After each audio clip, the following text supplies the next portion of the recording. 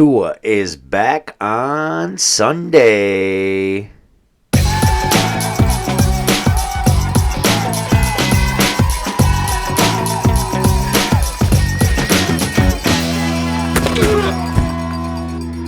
All right, welcome back, everybody. Welcome back, my Dolphin fans. So this is B Trill, and this is Phins Football Podcast. So please, first thing, go ahead, give me a like, and if you haven't already, go ahead and subscribe. I want to make sure you are getting the latest. I said the latest on the injuries, the updates, the predictions, and of course the recaps. So, welcome to Friday. I am doing this Friday right around 1 p.m., so you might be getting this around 3, 4 o'clock. So I want to say welcome back. We made it to the weekend, and are you ready to get back to winning? Speaking of winning, I first got to say, Game 1 of the World Series, we have my Yankees. They go tonight. Let's get that first win. New York is 4 wins away from another World Series. It's been since 2009, about 15 years. So I'm excited. I am super excited. But, of course, this is Dolphins news. So let's reel it on back. But let's get back to winning. The reason I mention that is Tua is back. No cap, as in no Guardian cap. So Tua has already said he will be back on Sunday. Mike McDaniel did just clear that he is clearing concussion protocol. He will be ready and starting on Sunday, but he already said he is not going to wear a Guardian cap. If you're unfamiliar, the Guardian cap is that big bubble that they put over the helmet, and then they kind of put a sleeve that almost looks like a helmet with the logo and everything. But it's told that it protects at least 10% more of an impact.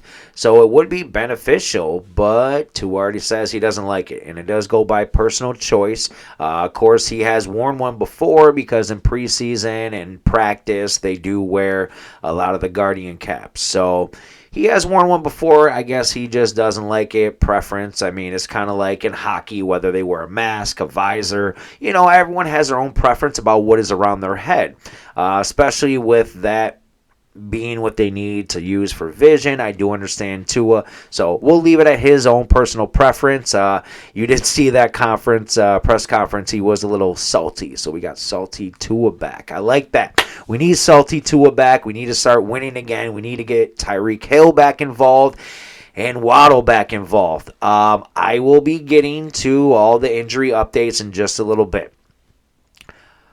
First thing I'm thinking is what we should do. We got a game on Sunday, 1 p.m. against the Arizona Cardinals. We need to win this game. We're 2-4. Right now, I think they're giving Arizona 4 points, which they should because Tua is back. I say keys to winning the game, we open up just like we have before with a big bomb to Tyreek Hill. Start off like we never left. You know how good it feels to get back with an X? That type of feeling, that first connection. Let's get that first connection out of the way. Let's ball out and bomb the ball deep. Let's go first play, Hail Mary, 80 yards, Tyreek Hill, touchdown. After that, let's go ahead and lean on the run. I think we need to lean on the run. Already, Frank Smith, who is our offensive coordinator, he said balance is key. Now that we have a strong running game, now that we have a three-headed monster, we got Mostert, Achane, and Jalen Wright, that rookie. He needs to get more playing time. He's doing phenomenal. His average, I think, is like over 5-6 yards a carry every game he's played. So keep playing the young man, keep getting him in there, keep running the ball, keep that balanced offense. Also, keep using Jonnu Smith. He led us in wide receiving yards and catches last week. I don't say I don't want him to do that again because I want it to be Tyreek Hill, Jalen Waddle, but I want him to be like our number 3 option. I want him to have at least 50 yards, at least 5 catches. OBJ, where are you? Where is OBJ? We need him to start stepping up. I think on offense, as long as we pound the ball, run the ball, get some key plays with Tyreek Hill and Jalen Waddle. Let's see a little bit of OBJ and some healthy doses of Jonnu Smith. And I chalk it up as a win because our defense has been keeping us in the game. As far as defensive keys, we need to stop Kyler Murray. Kyler Murray has been running the ball. Every time he goes for a long run, they win the game. Every time he rushes over 40 yards, they win the game. He ran for 44 yards last game to win it, to have a winning touchdown to win the game. I say with that, Channing Tindall, you haven't done anything yet. Let's use him as a spy. He is our fastest running back, our fastest linebacker. Let's use him as a spy on Kyler Murray. Just follow him around. Make sure he does not get those running games. That's one of my game plans. The other thing is, just lots and lots of pressure, blitzing. But with that, he can squeak out. So I want to have a spy on him.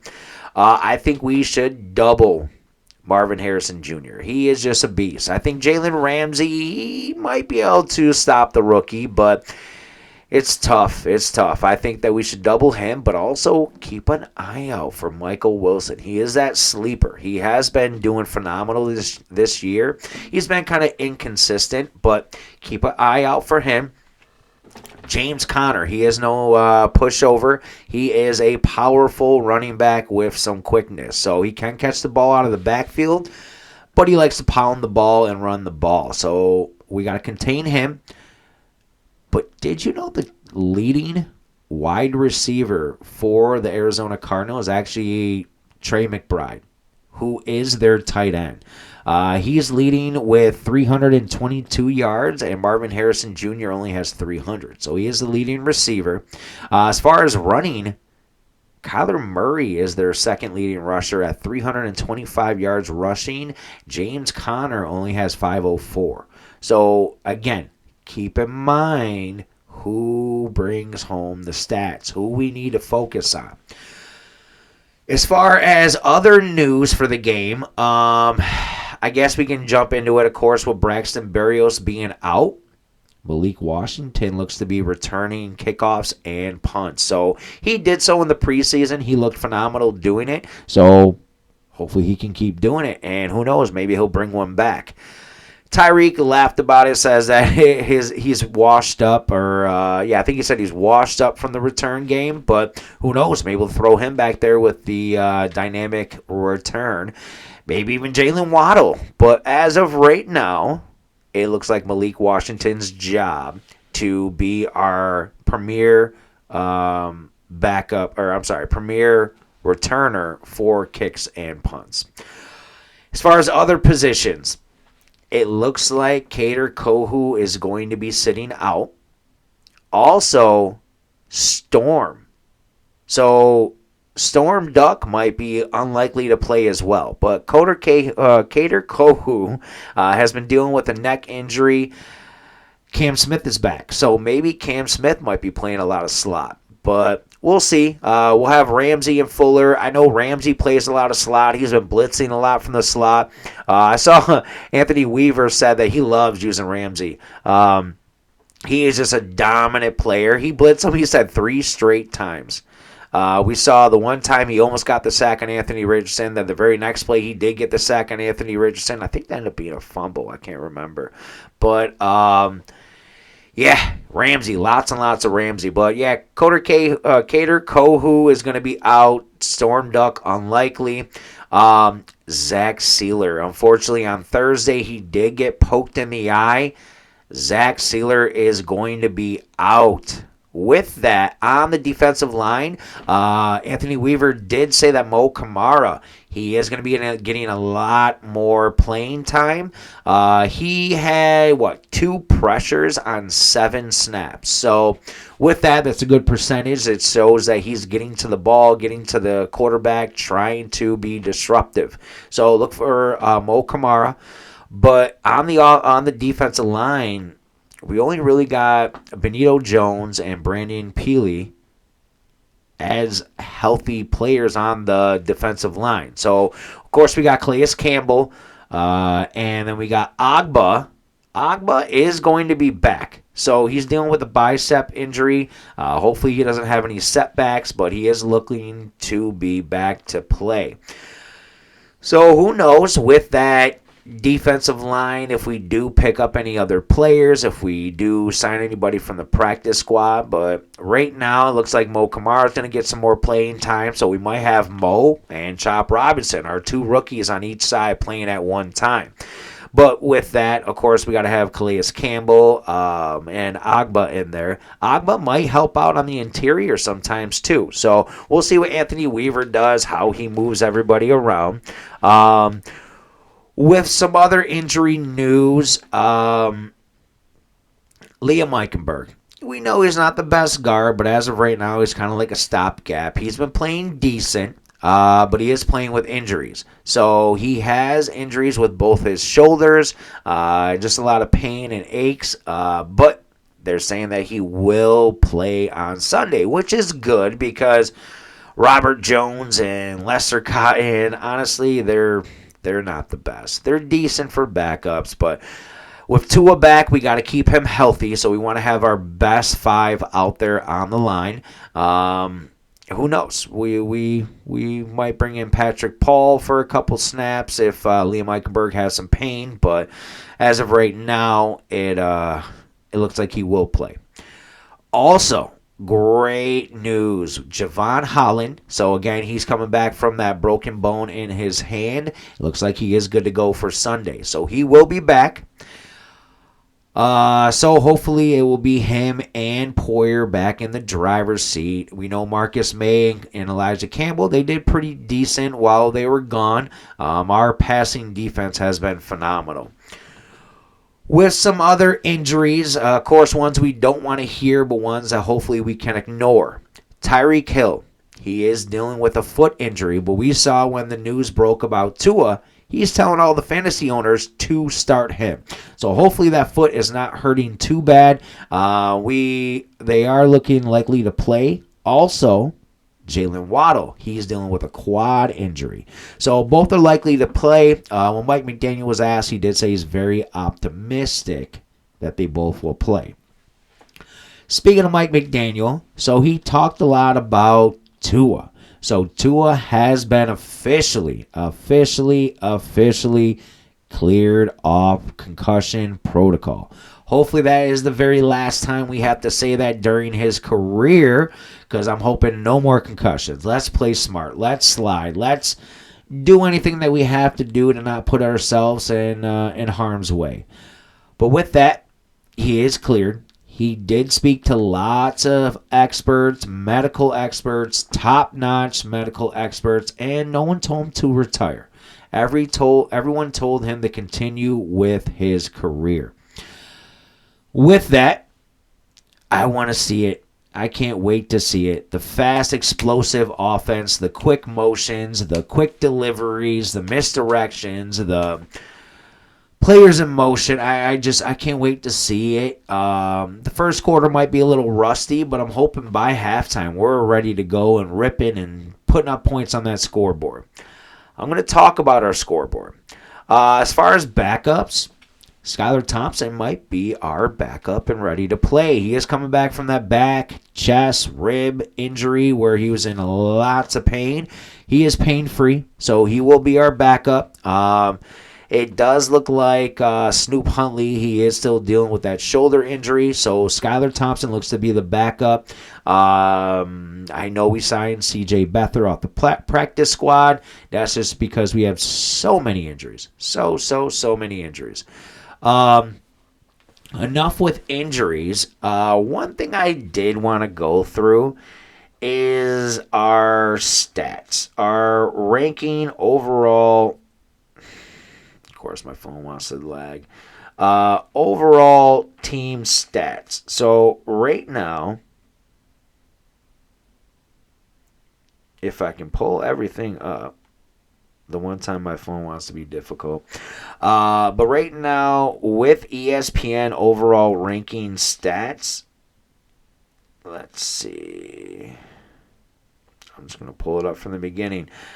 The biggest question, the biggest concern, putting up points, we are last. We are dead last in the NFL. We rank 32nd in the NFL for putting up points on the scoreboard. I believe it is, let's see here. There we go. Preview. And it's just not going to tell me. Anyways, we're 32nd in scoring offense. So we need to do a lot better than that. But we were 4th, I believe, in total passing defense. So lots of different things that we need to work on. I think our defense can keep us in the game. I think that they've been doing phenomenal this year. They've been holding most of the quarterbacks to, under 200 yards passing. I think around 160, 170 yards passing per game. That's phenomenal. The issue is, we're right around the same boat. We haven't been passing the ball because we haven't had our starting quarterback. But the man is back. We got TUA back. You see, I got the throwback, and I got the home jersey. Well, away jersey, but we wear our whites at home. I will be wearing the white jersey this weekend. I am excited for football. I'm excited for the World Series tonight. I am taking the Yankees 5-6 games. I say we got to get back to winning it. But I'm excited for TUA. I'm excited for our offense. I'm excited to get back in the winning category. Right now, we're 2-4. This is week 8. We're almost halfway through the season. So with that, we got to step on the gas. We got to get some wheels in motion with this offense, knock the dust off, whatever we got to do. But we got to keep winning. We got Arizona this week at home, and then after that, I believe we play Buffalo. So,